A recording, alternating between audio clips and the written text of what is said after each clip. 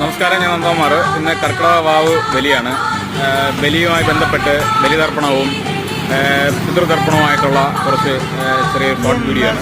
നമുക്കപ്പം വീഡിയോയിലേക്ക് കിടക്കാം. ഞാനും ബലിയൊക്കെ കഴിഞ്ഞ് അങ്ങനെ യാത്രയിലാണ്.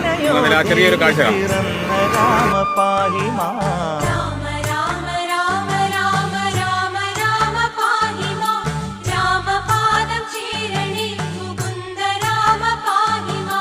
ഭാര്യയായ സീതയൊത്ത യോധ്യ നോക്കി വന്നിടും രാമനെ പരശുരാമനെന്നെതിർത്ത കാരണം.